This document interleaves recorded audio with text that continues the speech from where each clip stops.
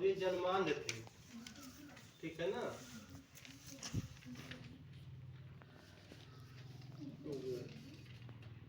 वल्लभाचार्य महाराज उनके गुरु थे,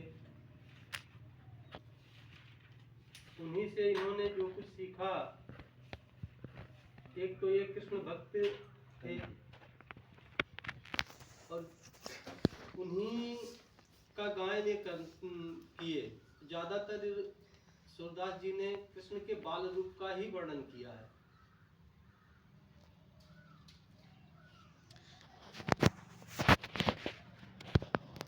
इसमें सबसे बड़ी देखिए बात यह है कि ना तो ये कभी स्कूल गए, ना तो कभी किताबी शिक्षा प्राप्त किए, लेकिन गुरु की महिमा देखिए कितनी अनंत होती है।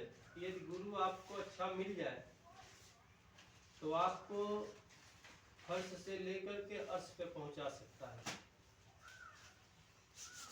इसलिए कहा गया है कि गुरु बिन ज्ञान न होए गोसाई, गुरु बिन ज्ञान न होए गोसाई। पहला तो यहाँ पे है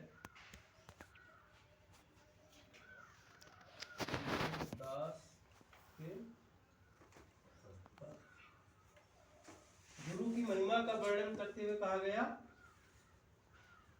कि गुरु बिन ज्ञान न होए गोसाई। गोसाई माने भगवान। भगवान ने भी कहा है। अब जो इसमें रामायण महाभारत पढ़े होंगे, देखे होंगे, जानते होंगे उसके बारे में, दिख रहा बेटा, उन्होंने भी वर्णन कर दिया कि बिना गुरु के ज्ञान नहीं हो सकता है। गुरु होता कौन है, गुरु का मतलब क्या होता है, पता है आप लोगों को? किसी को पता है कि नहीं पता है? सर जो शिक्षा देते हैं। शिक्षा तो बेटा हमको राह चलते हुए भी मिल जाता है। इसे ज्ञान और शिक्षा ये दोनों अलग अलग पहलू हैं। तो हम मनोविज्ञान के दृष्टिकोण से देखेंगे, शिक्षा शास्त्र के दृष्टिकोण से देखते हैं, तो ज्ञान और शिक्षा दोनों अलग अलग है, पहलू एक है। शिक्षा देने वाला सबसे पहले जो शिक्षा देती है वो आपकी माँ। जब बच्चा जन्म लेता है तो सबसे पहले वो माँ से ही शिक्षा लेती है, माँ ही उसकी गुरु होती है। फिर परिवार होता है, पड़ोस होता है, समाज होता है, वहां से भी हमको शिक्षा मिलता है। लेकिन जो ज्ञान देने का काम करता है, जो हमको जिससे कि हमें ब्रह्म का ज्ञान हो जाए, आत्मज्ञान हो जाए, वो ज्ञान सिर्फ गुरु देता है। बिना गुरु के माध्यम से हम ये नहीं समझ पाते हैं कि हमें भव सागर कैसे पार करना है। ये जीवन रूपी जो भव सागर है, इसको पार करने के लिए गुरु का होना ही जरूरी है। अब गुरु होता कौन है, पहले इसको समझ लीजिए। गुरु, गुरु शब्द में ही सब कुछ छिपा हुआ है। गुरु का मतलब होता है गु धन रू। गु माने क्या होता है? अंधकार, और रू माने प्रकाश।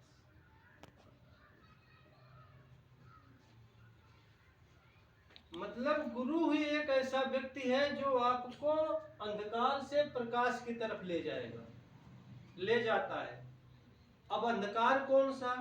रात का अंधकार है कि कहीं कमरे में बैठे हैं उसका अंधकार है? नहीं। ना तो हमें वो रात के अंधकार से ले जाकर के कहीं उजाले में कर पाएगा, ना तो कमरे में अंधेरा है तो आप दीपक जलाएंगे, लेकिन उसके लिए ज्ञान भी गुरु देगा। गुरु हमको ऐसे अंधकार से बाहर निकालता है जो अज्ञानता रूपी अंधकार है। अज्ञानता रूपी अंधकार से निकाल करके हमें जो ज्ञान रूपी मार्ग की तरफ ले जाए, वो गुरु होता है। समझ में आया कि नहीं? आ रहा बेटा समझ में? अज्ञानता रूपी अंधकार से क्योंकि जब तक व्यक्ति अज्ञानी है तब तक वो क्या करेगा कुछ पता नहीं है। भगवान हमको जन्म देता है कि जाओ और हमारे गुणों का बखान करो, हमारे बारे में बताओ, मानवता के बारे में बताओ, भाईचारा के बारे में बताओ, सद्भाव के बारे में बताओ। लेकिन जन्म लेने से पहले तो हम सब कुछ कहते हैं, हाँ सब ठीक है, लेकिन जब जन्म हो जाता है, जब हम समाज में जुड़ जाते हैं, तो कौन भगवान का नाम लेता है, कौन उनके बारे में बखान करता है। दिन रात बस एक है सपना, पराया माल अपना। सब दिन रात यही सोचते हैं कि कहां से हमको कितना धन मिल जाए, कितना वैभव मिल जाए, हम कितने अमीर हो जाए, उसी के बारे में सोचता रहेगा और कुछ नहीं। गुरु वही काम करता है कि ये धन, जमीन, जायदाद, ये सब क्षणिक सुख है। यदि आपको दूरगामी सुख चाहिए तो उसके लिए आपको भगवान का स्मरण करना चाहिए, भगवान का स्मरण करना चाहिए, उसके पास जाना चाहिए, उससे अपना सानिध्य लगाना चाहिए, उसमें अपना प्रेम लगाइए, अनुराग लगाइए, जिससे आपके जीवन का उद्धार होना है, मोक्ष मिलना है। रुपये पैसे से कुछ नहीं होगा। बहुत सारे लोग हैं, बहुत अपार धन संपदा है, लेकिन जिस दिन मरते हैं वो कुछ नहीं लेकर के जाते हैं। इसीलिए कहा गया है कि व्यक्ति की मृत्यु के बाद क्या जाता है? प्रश्न है, नहीं जाता है बेटा। मतलब भौतिक चीजों को अपने साथ नहीं लेके जा सकता। छोटी सी सुई लेकर के नहीं जा पाएगा अपने साथ, अपनी कमाई का। लेकिन जो उसने सत्कर्म किए हैं, दुष्कर्म किए हैं, जो धर्म कार्य किए हैं, वो जरूर उसके साथ जाएगा। आप अच्छा कर्म करते हो, मरने के बाद वही समाज कहेगा अरे बहुत अच्छा रहे। आपने दुष्कर्म किया है, पीड़ा दी है लोगों को, मरने के बाद लोग कहते हैं बहुत अच्छा मर गए, कम से कम गौवा आजाद हुई है। ऐसे तो आपके सत्कर्म, आपके दुष्कर्म, आपके द्वारा किए गए धर्म, ये सब आपके मरने के बाद आपके साथ जाते हैं। आपके द्वारा अर्जित किया गया जो धन, जो हम देखते हैं, जो भौतिक सुख है, जिससे हमको भौतिक सुख मिलता है, वो नहीं जाता है। तो गुरु की महिमा बड़ी निराली होती है और गुरु ही हमको मार्ग दिखाता है। एक बार एक तो ब्राह्मण ज्ञान प्राप्त करने के लिए चले गए, तपस्या करने के लिए। और तपस्या करने के लिए कहाँ गए? नदी के किनारे। नदी के किनारे गए, तपस्या कर रहे हैं कि हमको ज्ञान मिल जाएगा, ज्ञान मिल जाएगा। इधर से नहीं रहा गया। गए तो वहीं नदी किनारे वो बैठ गए। बैठ करके ऐसे मुट्ठी में बालू उठाते, इसे नदी में फेंक देते, फिर उठाते, फिर फेंक देते। ये क्रम चलता रहा। एक दिन, 2 दिन चलता रहा। आखिर उनसे रहा नहीं गया। जो तपस्या कर रहे थे आए गुस्से में तमतमाए हुए, कहे ये क्या कर रहे हो मूर्ख? कहे क्या कर रहा हूं मैं? नदी में सेतु बना रहा हूं।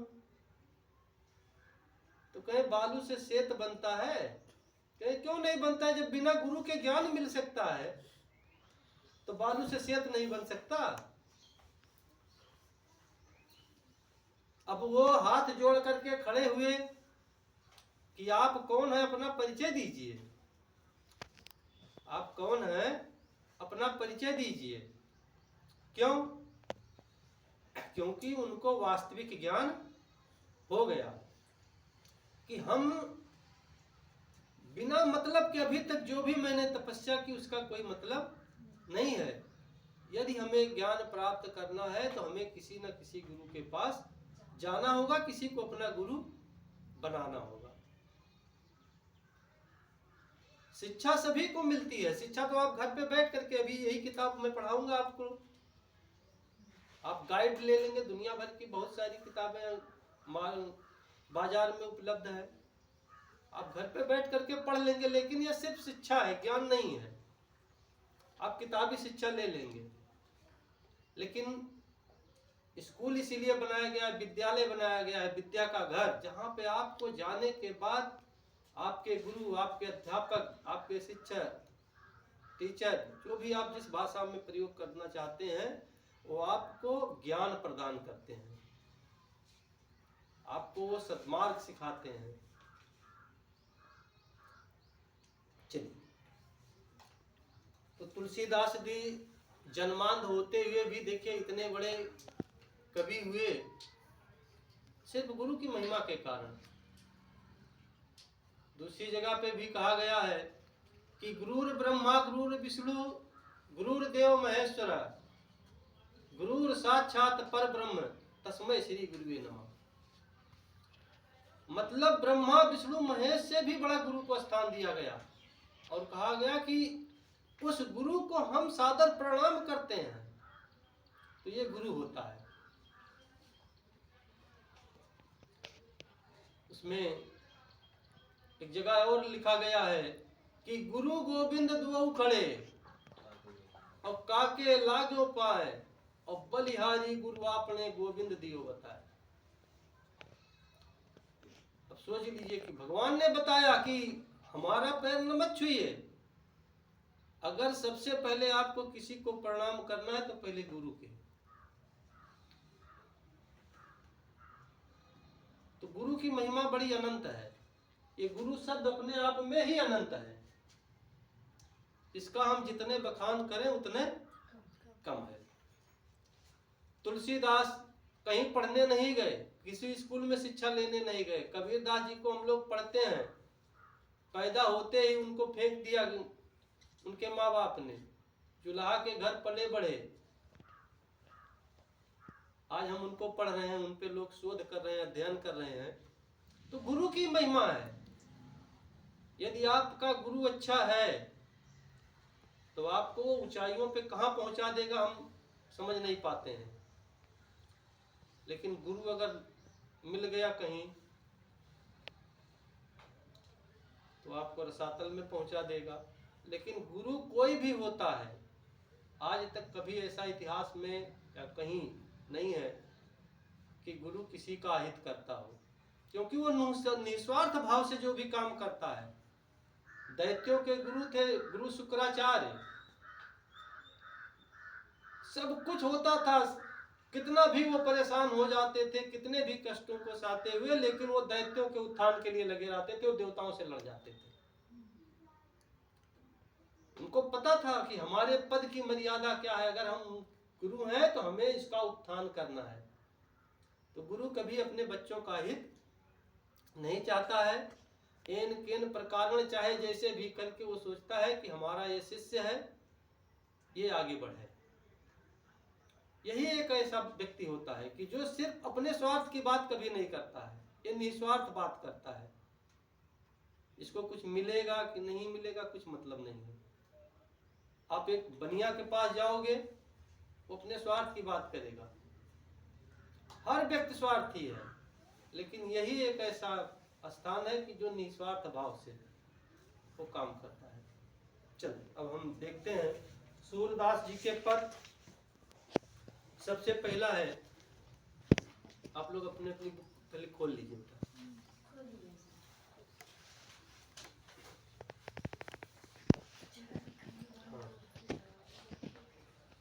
चरण कमल बंदो हरिराई, चरण कमल बंदो हरिराई, जाकी कृपा पंग गिरलंग है, अंधे को सब कुछ दर्शाई, बहिरो सुने गूंग पुनि बोले, बहिरो सुने गूंग पुनि बोले, रंक चले सिर छत्र धराई, सूरदास स्वामी करुणामय, सूरदास स्वामी करुणामय, बार बार बंदो तिहि पाई। सूरदास जी ये अपने पद की रचना शुरू करने से पहले ही इन्होंने लिख दिया, कह रहे हैं कि हे प्रभु चरण कमल, मतलब आपके कमल रूपी चरण, और बंदो माने वंदना करना, किसके? हरि। हरि माने भगवान विष्णु, भगवान विष्णु के ही स्वरूप रहे हैं कृष्ण भगवान। और राई माने राजा, मतलब देवताओं में सबसे श्रेष्ठ भगवान विष्णु जो कृष्ण रूप में अवतार लिए, कह रहे हैं कि हे प्रभु मैं आपके कमल रूपी इस चरण की वंदना करता हूं, पूजा करता हूं, उपासना करता हूं। क्यों करता हूं? जाकी कृपा पंग गिरलंग है, कारण जिसकी कृपा से, जिसके आशीर्वाद से, पंग माने लंगड़ा, अपाहिज व्यक्ति भी क्या लंघता है? गिरी माने पर्वत, और लंघे माने लांग जाता है। उसमें कह रहे कि और किसी की कोई कृपा नहीं होती है, किसी का कुछ नहीं होता है, आपकी कृपा होती है। आप जब तक नहीं चाहेंगे तब तक एक पत्ता नहीं हिल सकता। इसलिए मैं आपके इस कमल रूपी चरण की वंदना करता हूं, क्योंकि आपके प्रभाव से लंगड़ा व्यक्ति भी, अपाहिज व्यक्ति भी, वो पहाड़ लांग जाता है, पहाड़ को लांग करके चला जाता है। अंधे को सब कुछ दर्शाई, खुद अंधे थे, जन्मान थे। कहे प्रभु आपकी अगर कृपा ना होती तो मैं आपके इस स्वरूप की वर्णन, इस स्वरूप का वर्णन ही नहीं कर पाता। लेकिन आपकी कृपा रही है, आपकी दया दृष्टि रही है कि जिसके कारण मैंने आपके इस स्वरूप का वर्णन किया है। उनका कहने का तात्पर्य था कि यदि मेरी आंखें ना होते हुए मैंने अगर आपके स्वरूप का वर्णन किया, आपके स्वरूप का दर्शन कर लिया, तो अंधा व्यक्ति अगर आप चाहेंगे तो आपके स्वरूप का दर्शन करेगा। क्यों? उन्होंने बताया क्योंकि आप, जब हम हृदय से किसी को देखते हैं, मन की आंखों से देखेंगे, तब हमको दिखाई पड़ता है। हमने पढ़ा है ना कि गॉड इज एवरीवेयर, मतलब भगवान हर जगह है, कण कण में व्याप्त है। लेकिन हमें उसे अपने मन की गहराइयों से देखना पड़ेगा, अपनी अंतरात्मा से देखना पड़ता है। हम अपनी नंगी आंखों से देखेंगे तो दिखाई नहीं पड़ेगा, हम तो ढूंढते हैं, ठीक है ना। कहा नहीं क्या कि कंडू क्या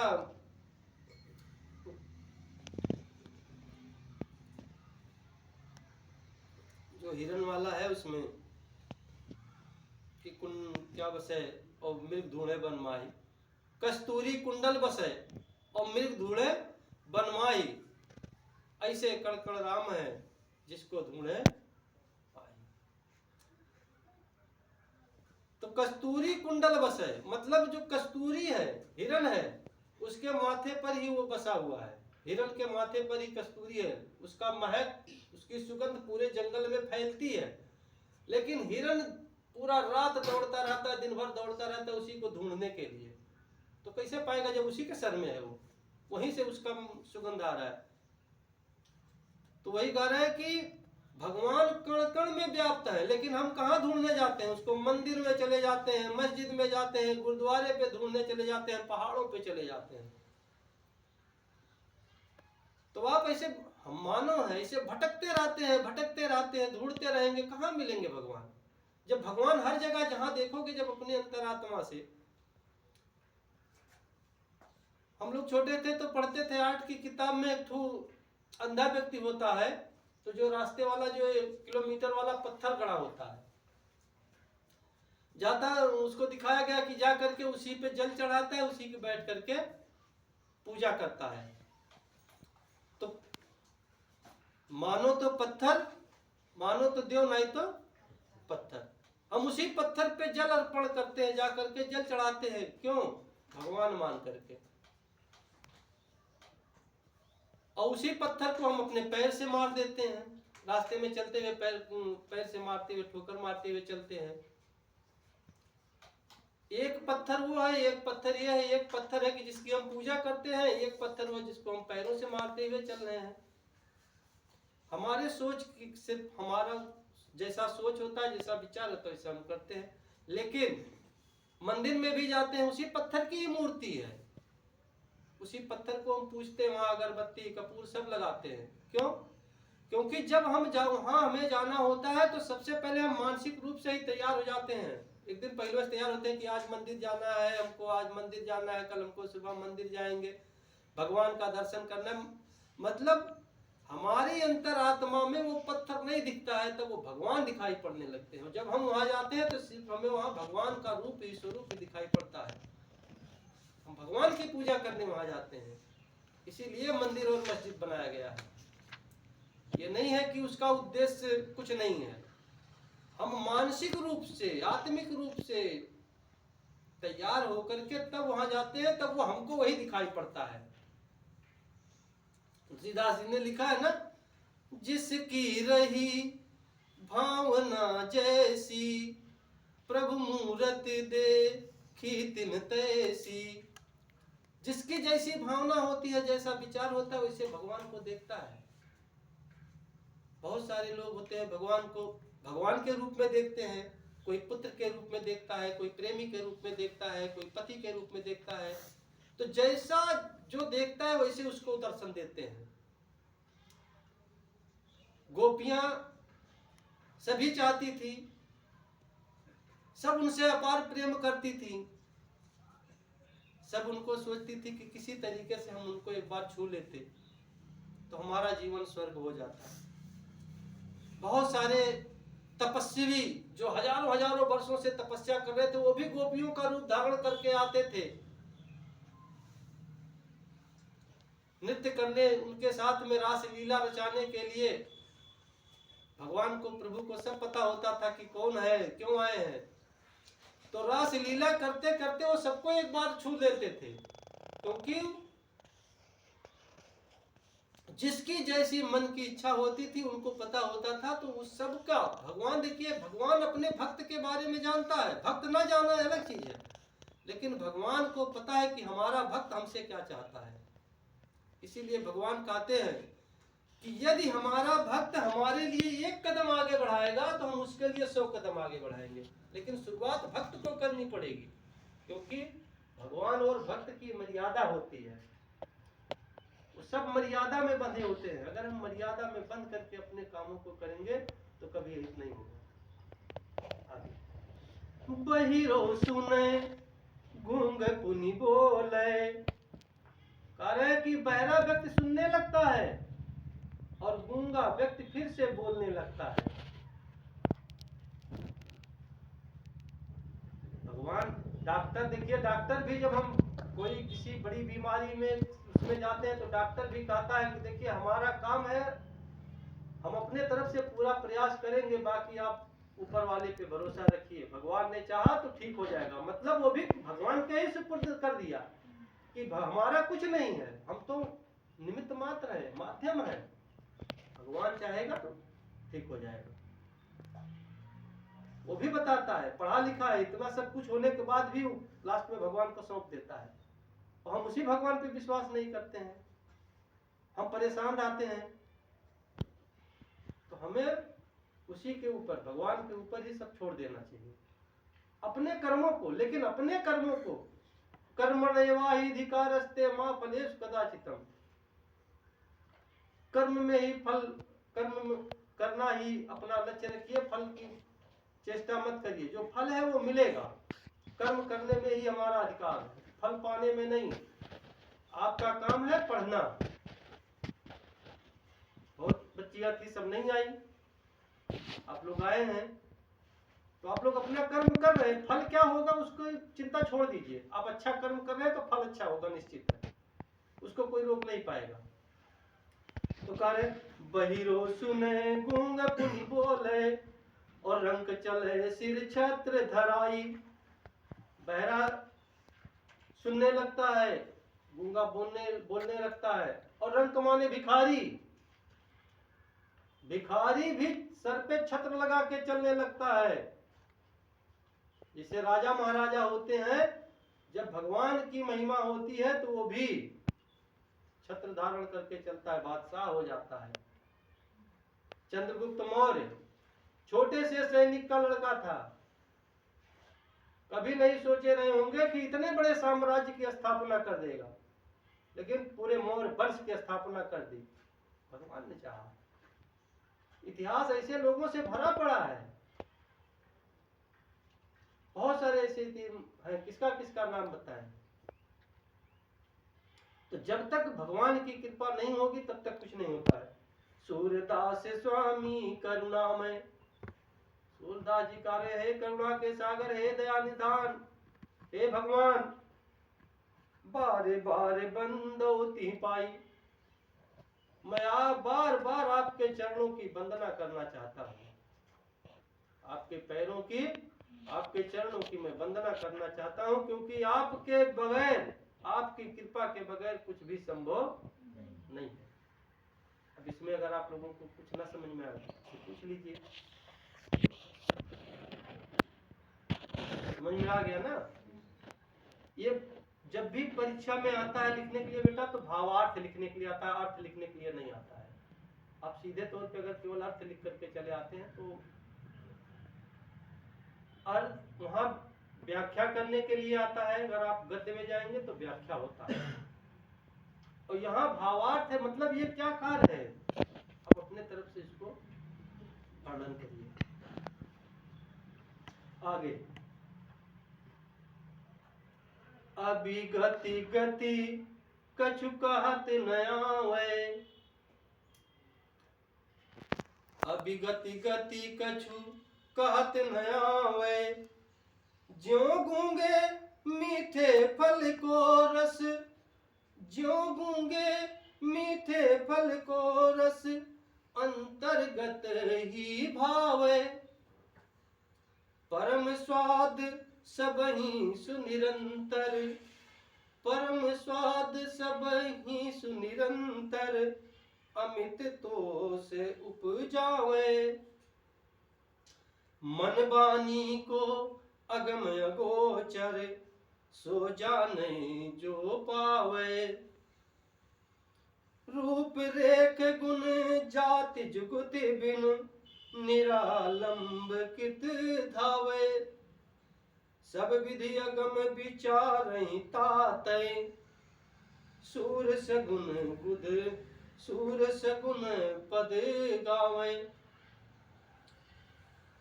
सूरदास जी कह रहे हैं, बाप हृदय की गति को, कि हमारे हृदय में क्या चल रहा है कुछ समझ में नहीं आ रहा है। अभी गति गति कुछ समझ न पावे, हमारे हृदय में क्या चल रहा है, कौन सी भावनाएं चल रही हैं, क्या उमड़ रहा है, कैसा ज्वार है, कुछ समझ में नहीं आ रहा है कि हम क्या करें। कैसे? जैसे कह रहे हैं, ज्यों गूंगे मीठे फल को रस, अंतर्गत ही भावे। जैसे गूंगा व्यक्ति हो और मीठे फल का रस वो जब रसास्वादन जब करता है, उसके स्वाद का उसको एहसास होता है, आभास करता है, लेकिन अपने ही अंतर्गत वो भा लेता है, उसको अच्छा लगता है, लेकिन उसका वो वर्णन नहीं कर सकता है, किसी के सामने वो व्यक्त नहीं कर पाता है, बता नहीं पाता है कि इसका स्वाद कैसा है, कितना अच्छा है। उसी तरीके से कह रहे हैं, जो भक्त है वो जब भगवान में लीन हो जाता है तो समझ ही नहीं पाता है कि हम क्या करें, उसके भाव को वो बता नहीं पाता है, उसके प्रेम को बता नहीं पाता है, उसका वर्णन वो नहीं कर पाता है। जितने प्रेम में वो बनता चला जाता है, जैसे समुद्र होता है अथाह सागर, कि आप गोता लगाते लगाते थक जाएंगे, लेकिन पता नहीं पाते हैं कि कहाँ कितना दूर हम चले जाएंगे। वैसे भगवान और भक्त का प्रेम होता है। आप गोता लगाते चले जाइए, भगवान की भक्ति में जितने दूर आप पता नहीं पाएंगे। उसी तरीके से गूंगा व्यक्ति भी जब रसास्वादन करता है, फलों का रसास्वादन करता है या भक्ति का रसास्वादन करता है, वो कुछ समझ में नहीं आता है। वो वर्णन नहीं कर पाता है, बता नहीं पाता है कि हम क्या करें। हम लोग अभी जैसे हम लोग कुछ खाते हैं तो बता देते हैं ना कि यार ये तो बड़ा तीखा है, ये तो नमकीन है, ये तो बहुत अच्छा लग रहा है। लेकिन अब वो गूंगा है बेचारा, इशारे से आपको कुछ बताएगा, आप इशारा समझ पाएंगे कि नहीं समझ पाएंगे। परम स्वाद सबहि तु निरंतर, कह रहा है कि परम स्वाद सबहि तु निरंतर। सु माने सुंदर, निरंतर माने लगातार। उस अच्छे स्वाद का लगातार वो आभास करता है, लेकिन अमित तो से उपजावे, लेकिन वो का नहीं पाता है, रह उसकी जो भावनाएं हैं उसके अंदर ही रह जाती है। उसका स्वाद तो ले लेता है, आनंद पाता है, सब कुछ है, लेकिन उसके बारे में वर्णन नहीं कर पाता। मन बानी को अगम अगोचर, कह रहा है कि मन बानी, मन और वाणी जो हम बोलते हैं वो एकदम से अगम्य है। अगोचर का मतलब इंद्रियों से परे है।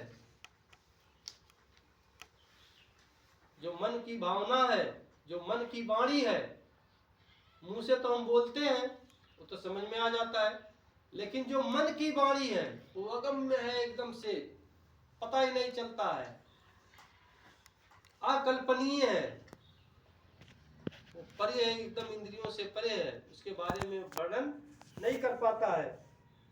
और सो जाने जो पावे, उसको सिर्फ वही जान पाता है जो उसको पाता है। उसको सिर्फ वही जान पाता है जो पाता है।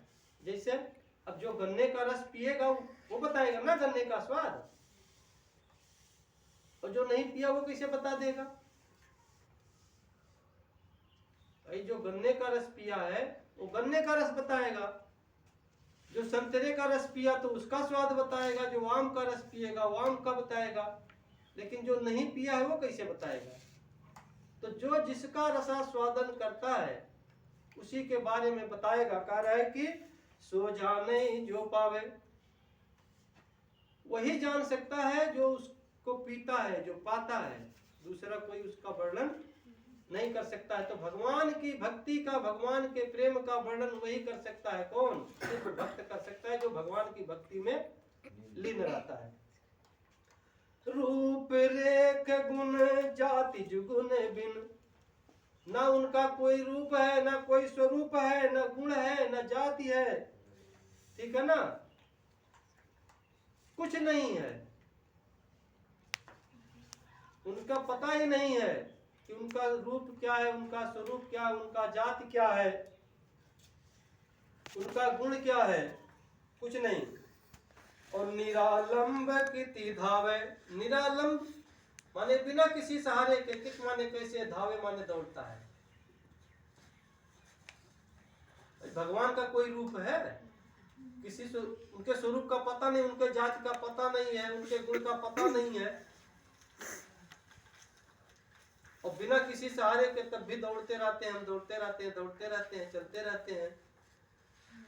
हम जिस स्वरूप में उनको पूजना चाहते हैं पूजते हैं, कोई विष्णु के रूप में, कोई ब्रह्मा के रूप में, कोई शंकर के रूप में, कोई मतलब जिस भी रूप में आप पूजना चाहते हैं आप पूजते हैं, हम पूजते हैं उनका, उनका पता नहीं है।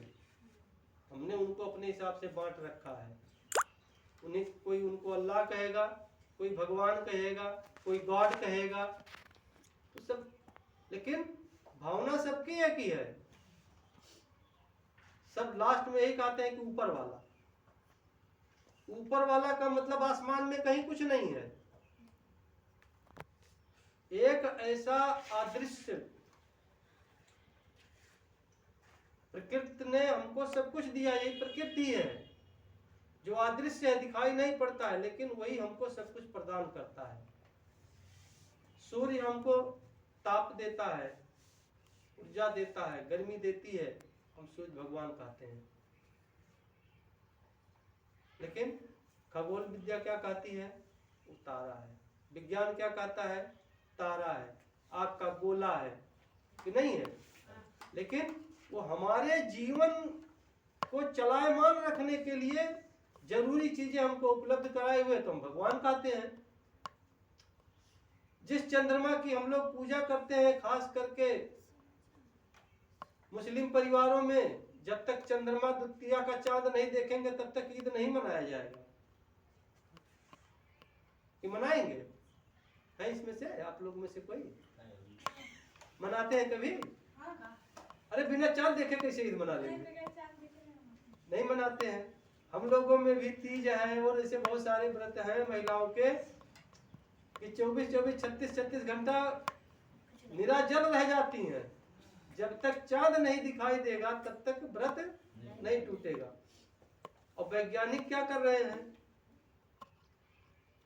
जाकर के चांद पे घूम रहे हैं कि नहीं घूम रहे हैं?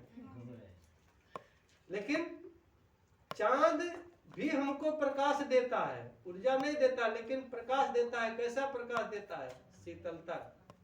रात में हमको शीतल प्रकाश देता है। बताता है कि जलो मगर दीपक की तरह। जैसे दीपक हमको उजाला देता है, उसी प्रकार से वो चांद है। चांद हमको शीतलता देता है। हम दूसरे को कुछ दें, दूसरे से व्यवहार करें, लेकिन प्रेमवत व्यवहार करें, दुष्टता का व्यवहार ना करें। वो हमको यही सिखाता है कि हमें दूसरों के साथ दुष्टता का व्यवहार नहीं करना चाहिए। सब विधि अगम विचार ही ताते, कारण हर प्रकार से मैंने विचार कर लिया, सोच समझ लिया। सूर सगुण पद गावे, सूरदास जी कह रहे हैं इसीलिए मैं आपके सगुण, आप मतलब आपके सगुण स्वरूप का, मतलब आपके एक स्वरूप का मैं गुणगान करता हूँ। हर प्रकार से विचार करने के पश्चात, हर प्रकार से सोचने के पश्चात मैं आपके सगुण मतलब एक स्वरूप का गुणगान करता हूँ।